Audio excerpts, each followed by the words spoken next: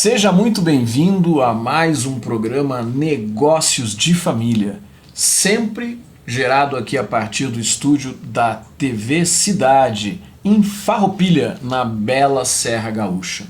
Eu sou Rogério Bon e o nosso entrevistado do programa de hoje está aqui comigo, administrador, professor, empresário, consultor, um homem de múltiplas competências, Sidney Alberto Foquesato. Uma grande alegria te entrevistar aqui no nosso programa. Prazer é todo meu, Rogério. Fico muito grato e gratidão pelo convite. Sempre é bom a gente poder rever os amigos, né, de longa data. Fomos já conselheiros, membros da diretoria do Conselho Regional. Enfim, isso é um prazer muito grande, né? Nós temos um papel importante na sociedade como administradores, né, como membros de um conselho, então é bacana. Mas o Rogério exagerou um pouco, né, em todos esses atributos, vamos assim dizer. Então, meu nome, o Rogério já comentou, é Sidney Foquesato, atualmente é professor dentro da Universidade de Caxias do Sul há bastante tempo. Atualmente coordeno o curso de Recursos Humanos, Tecnologia em Recursos Humanos, dentro da UX, e também coordeno o pós-graduação em Gestão de Pessoas, tanto MBA como especialização. Além, evidentemente, de estarmos quase que diariamente em sala de aula. Bem, essas são as atividades que a gente desenvolve à noite, praticamente, parte do dia, e evidentemente que durante o período do dia a gente tem trabalhado com algumas atividades na área de consultoria, e o que é muito bacana, a gente consegue, transportar ou fazer com que os alunos também tenham essa possibilidade de que nós possamos discutir em sala de aula e bem como dentro das empresas, né? Porque uma das críticas que muitas vezes a gente vê, e eu sou professor também de pós-graduação, os alunos dizendo, mas na prática a teoria é diferente, né? E às vezes se cria uma bolha acadêmica que não transborda para o lado de fora. E esse é o grande desafio muitas vezes, e aqui na Serra a gente tem um grande contingente de empresas familiares, né? Aquelas famílias, empresas gigantes que hoje são multinacionais e que começaram ali pequenininhas, né? Sem dúvida, Rogério. Nós temos muito, tanto que os dados do Sebrae nos dão dados de que mais do que 90% das empresas brasileiras são micro e pequenas empresas. Quer dizer, evidentemente que salta mais aos olhos a grande empresa, mas se nós pegarmos esse contingente de empresas que empregam uma quantidade muito maior no nosso país, sem dúvida que a gente começa a olhar, e aí entra aquela questão da família, né? Que é um dos fatores assim, importantes e que acabam gerando... eu não diria alguns, né? Muitos conflitos, especialmente quando a gente fala em questão de sucessão familiar. É um assunto, é um tema bastante importante, porque as empresas precisam se inteirar, precisam buscar mudanças. A gente tem aquela questão da história do pai que criou a empresa e os filhos depois acabam assumindo. Aí você tem a questão da geração dos filhos, dos primos e assim por diante. Então isso é uma situação que acaba gerando uma certa questão de conflituosa dentro das organizações, né? E se numa organização não familiar já existe muitas vezes conflito entre sócios, conflito entre os níveis hierárquicos, é mais grave quando o teu sócio é teu irmão, é teu pai, ou o teu chefe é o teu sobrinho, enfim, então isso traz uma dinâmica mais complexa. Sem dúvida. Nós temos tido algumas experiências nesse segmento, né? E aquilo que você comentava e a gente comentava anteriormente, nós temos empresas que realmente começam vão seguindo, começam a crescer e tal, chega um ponto que começa a haver conflitos entre irmãos, né? Ou primos, ou especialmente no caso de irmãos, nós estamos numa fase que muitos irmãos estão deixando o negócio e estão passando para os seus filhos. E aí começa a questão dos atritos, porque aí entra a relação de poder, né? A relação de poder. Um achando que tem direitos diferentes de outros e fica difícil para que alguém, ou a empresa acaba não tendo um processo de mediação e de análise mais profunda por parte de alguém de fora, podendo, evidentemente, trabalhar essas questões, o que é muito importante. Nós estamos fazendo um trabalho hoje em uma empresa que é exatamente isso. Está existindo uma separação de empresa e realmente começa a questão de conflitos. Quem fica com o quê? Não, mas aqui não dá porque isso... Enfim, é uma situação muito complexa, vamos assim dizer. Mas tudo tem solução, evidentemente, tudo tem solução. Agora, Sidney, a gente vê muitas vezes uma mistura entre os papéis, né? O que é família, o que é patrimônio da família, o que é patrimônio da empresa. Então, muitas vezes existe essa mistura. As pessoas que são sócios das empresas familiares pagam as despesas da família com o dinheiro da empresa e não sabem muito bem o que é dinheiro da família, o que é dinheiro da empresa, o que eu paguei para a família. É um caixa único, né? É um caixa único. É um caixa único. Mas esse é um problema, é uma situação que ocorre não necessariamente nesse momento em que existe um rompimento por parte na gestão de sucessão. Esse é um grande problema que acontece com uma grande parte das empresas do Brasil. Tá? Eu posso dizer aqui na nossa região especialmente, né? Evidentemente que isso nós poderíamos dizer que no Brasil como um todo também acontece. É exatamente isso, a mistura. Não existe um caixa específico, poxa, nós vamos retirar um valor X para ti, nós vamos retirar um valor Y para cá, vamos dividir por tais e tais questões. Não, é um caixa único, vai tirando aqui, pá. Isso é um erro que acontece com muita frequência, é um problema que pode ser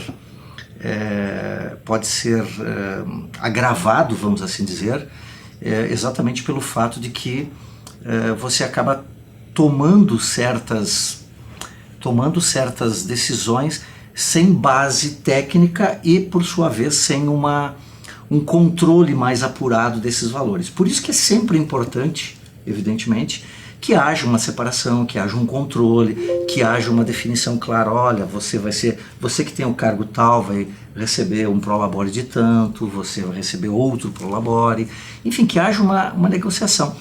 E um outro fato que é interessante é que quando você começa a envolver os filhos, e a gente tem visto que empresas de sucesso normalmente começam a trabalhar esse processo de sucessão com uma certa antecedência, com muita antecedência, e aí essas que não fazem isso começam a ter problemas porque começa a haver dificuldade ou a questão do poder de filhos que acabam ganhando mais do que outros. Então daqui a pouco você tem lá 2 irmãos ou 3 irmãos, e aí você tem lá filhos em cada um desses irmãos dentro da empresa.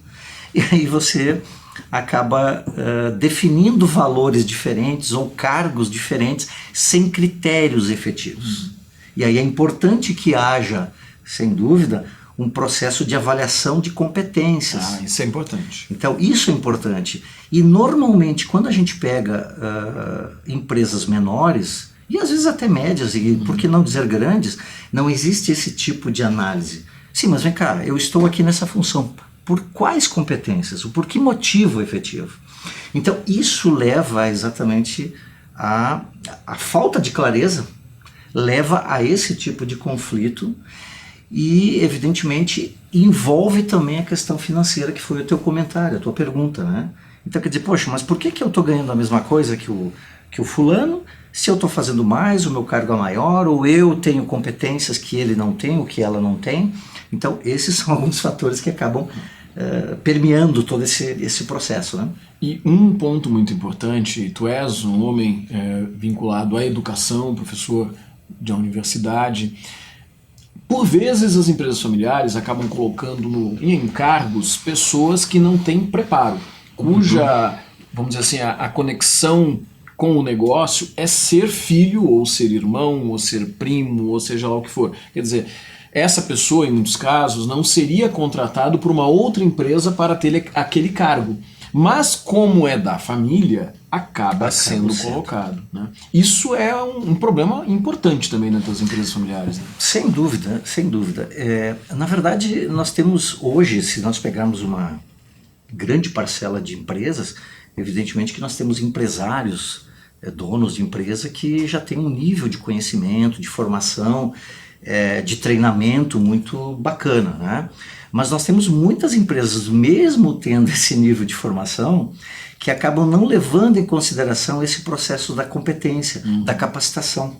E aí acaba acontecendo esse fato, exatamente isso que você colocou, né, Rogério?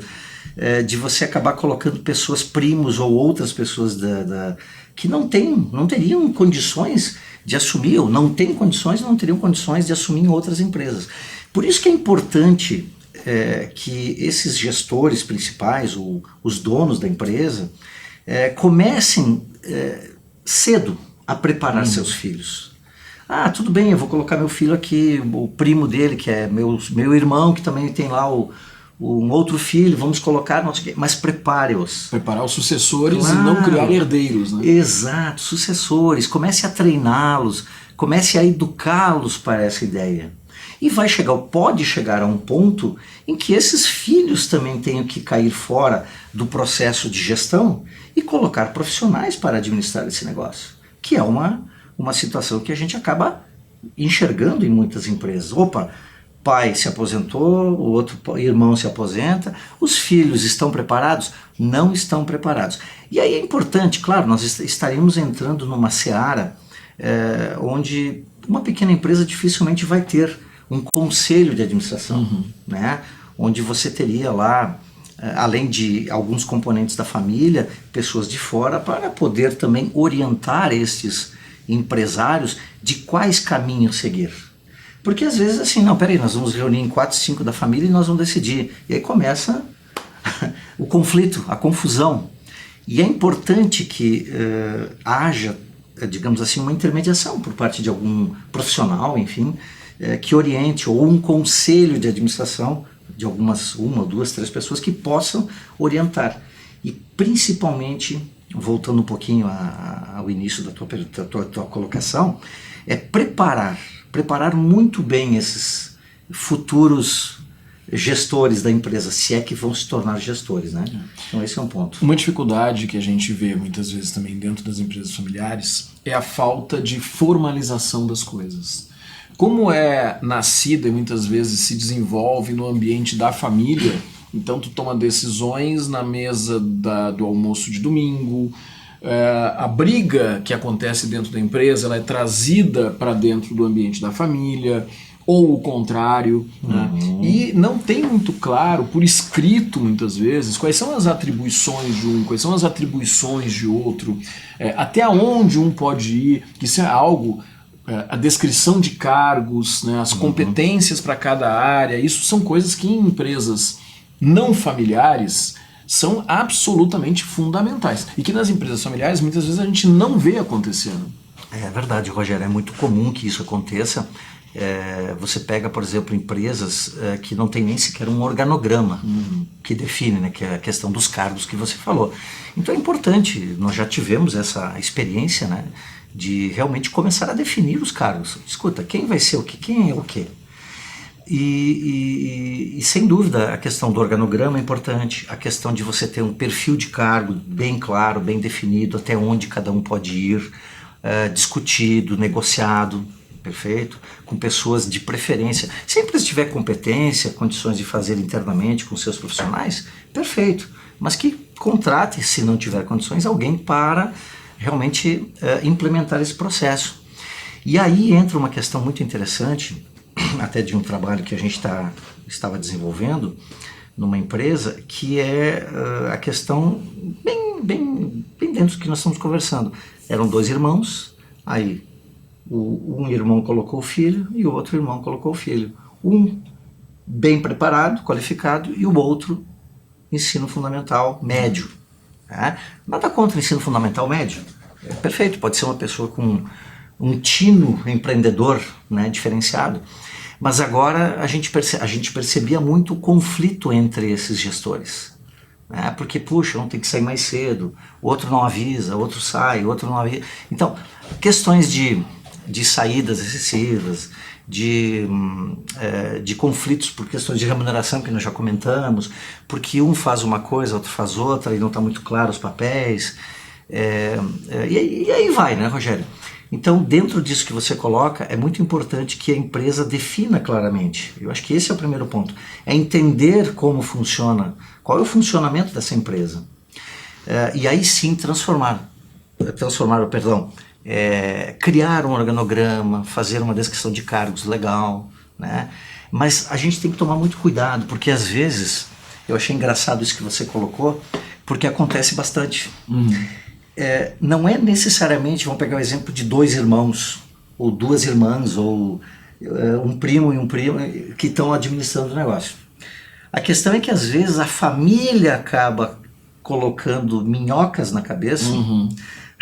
É um termo meio estranho, né? Mas acaba colocando... Não acadêmico, mas verdadeiro. Não acadêmico, mas é real, né? Então acaba colocando situações na mesa do almoço ou em casa para um dos sócios. Poxa, tu vê lá, ó, escuta, como é que tu tá assim desse jeito? Tu deveria estar de outro jeito. Então começa a criar um conflito já dentro de um núcleo familiar, de uma família, e que é levado para dentro da empresa e começam então os conflitos. Então veja, até isso, né? E esse é um dos pontos que precisam ser trabalhados também. Quando não existe clareza nos papéis, sem dúvida que isso vai gerar algum tipo de conflito. Agora, Sidney Foquesato, tu também tens empresa, tu também tiveste outras empresas. Imagino que nem tudo foram flores na tua experiência de empresário, né? Tem alguma história que tu possa trazer, alguma dificuldade que tu passaste, que pode trazer? Porque a gente sabe que aprender com os erros dos outros é mais barato, né? Sem dúvida. Então, eu só queria fazer um comentário eu acabei terminando a minha fala comentando sobre a palavra conflito. Certo. E uma coisa que é importante eu sempre gosto de destacar, porque o conflito nem sempre é negativo. Porque o conflito ele vai gerar algum tipo de mudança. Pelo menos é o que se espera que aconteça. Então a gente tem que olhar, evidentemente que dependendo do nível do conflito, né, sem dúvida que ele acaba sendo um problemão. Mas o conflito ele vai gerar algum tipo de mudança. Então é importante, vamos ver isso também como um olhar no processo de gestão da mudança. Eu acho que esse é um ponto importante. Em relação à empresa, sim, eu tive uma pequena indústria, né, com 16 funcionários, e como todo empresário, né, a empresa continua existindo, acabei me desligando dela, vendi a minha parte, mas como qualquer empresa, evidentemente que no início as dificuldades são muito maiores, porque você acaba, digamos que não necessariamente, você acaba não montando um plano de negócio. Você acaba fazendo meio que de um jeito mais não profissional. Ou, vamos usar um outro termo, talvez não tão metodológico, não usando termos ou atitudes ou padrões metodológicos. E hoje a gente percebe que a importância de se fazer esse tipo de análise, você montar um plano de negócio, desde a questão do seu planejamento estratégico, na questão de marketing que entra... a gente fala na administração, os 4 P's, né? Produto, preço, prazo. Então, desde a questão do marketing, da área de vendas, área comercial, a questão operacional, ou enfim, de operações, pode ser um serviço, pode ser uma indústria, pode ser um comércio, enfim. A questão financeira, que é muito importante, tem que haver uma projeção, tem que haver um controle, um cuidado muito importante nesse aspecto. E, evidentemente, nós não podemos deixar de fazer um planejamento na questão da gestão das pessoas.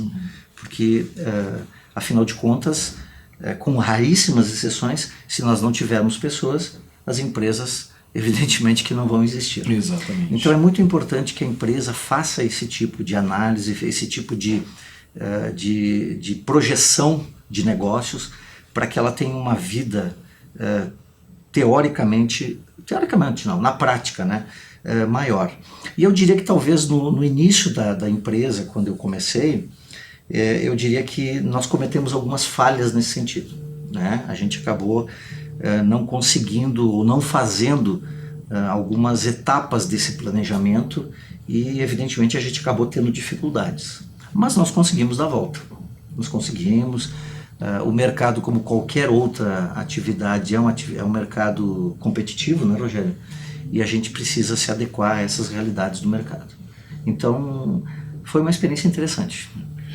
Trazendo um pouco dessa questão que tu está colocando, hoje tu lida com alunos de graduação, né? Os alunos de graduação já chegam hoje muitas vezes com ideias de criar uma startup, fica milionário em 2 dias, coisas assim. Tu percebes que a nova geração de empreendedores, a nova geração que está criando novos negócios de família, está mais impaciente do que a geração anterior? Ou será que o jovem sempre foi assim, inquieto, e somente essas coisas estão aparecendo mais agora? É uma boa pergunta, Rogério. Eu te diria que talvez eu diria assim, falando sobre o ponto de vista da educação, do meio acadêmico, a gente está percebendo uma dificuldade um pouco maior dentro de sala de aula. Não dá para a gente generalizar isso, porque a quantidade de alunos que estão chegando até as universidades é muito menor do que era no passado. Né? Então hoje nós não temos mais, teoricamente, na grande maioria das universidades ou faculdades que estão no mercado, não existe mais um processo seletivo desses alunos.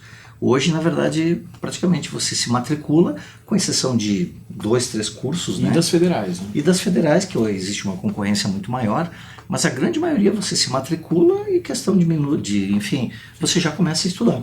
Né? Ao contrário do que era no passado. No passado você sabe muito bem como era, né, Rogério? O nível de competitividade num vestibular era muito maior. Você tinha lá 4, 5, 10 candidatos por uma vaga. Então, evidentemente, você tinha um processo seletivo diferente.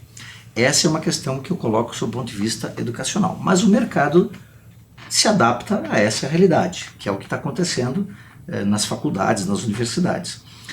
Em relação ao jovem, a gente fala muito na questão das gerações. E é difícil a gente dizer, bom, todos alunos da geração Y ou Millennium são exatamente iguais. Não dá para a gente dizer que, pelo menos no meu ponto de vista, que todos seguem e são exatamente iguais.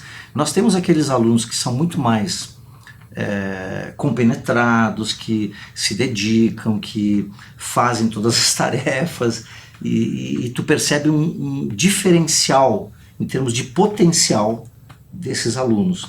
E você encontra alunos que não têm o mesmo perfil. A exemplo do mercado de trabalho. O que está acontecendo com o mercado de trabalho? Muitas empresas estão buscando e o mercado está estourando com um monte de vagas. E não se consegue pessoas com nível de qualificação adequado, pelo menos para uma boa parte dessas empresas. Então eu diria o seguinte, existem as duas situações dentro do jovem, aquele mais inquieto, mas e o menos, e o mais tranquilo e tal. Mas o que a gente percebe muito é a mudança no processo de ensino. Né? Hoje nós estamos falando aqui fora da gravação sobre as aulas híbridas, as aulas presenciais e híbridas, que essa é uma tendência não, é uma realidade. Sim. Cursos de pós-graduação e até de graduação, onde o aluno está em sala de aula e alunos estão fazendo a mesma disciplina ali em sua casa ou no seu local de trabalho. Então essa é uma tendência muito forte. Acho que é uma grande tendência. Muita coisa deve mudar ainda. A tecnologia vai trazer mudanças radicais ainda no nosso mercado de trabalho.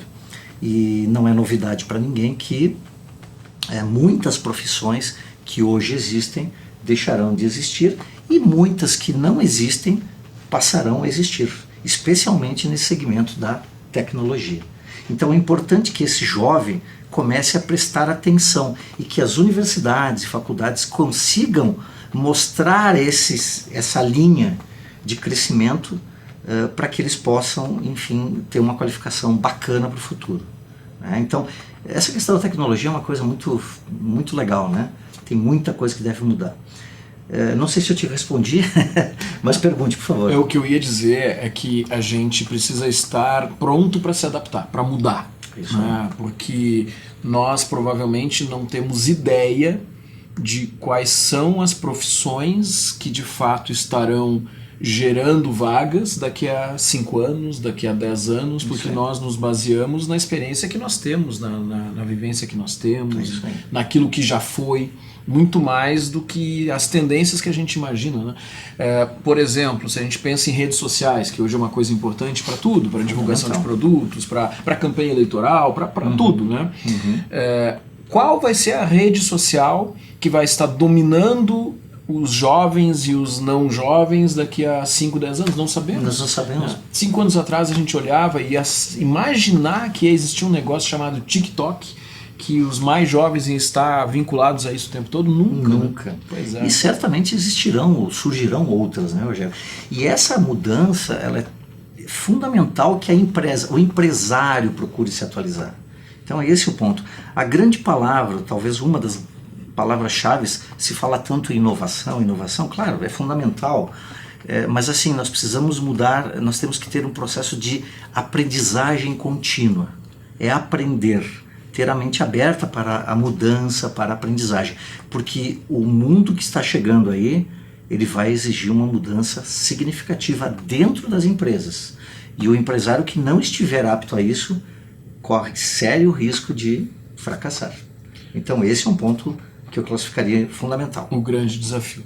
Sidnei Fuquesato, muito obrigado por ter vindo aqui no estúdio da TV Cidade em Farroupilha para conversar com a gente. Te peço para deixar uma mensagem para quem está nos assistindo aí.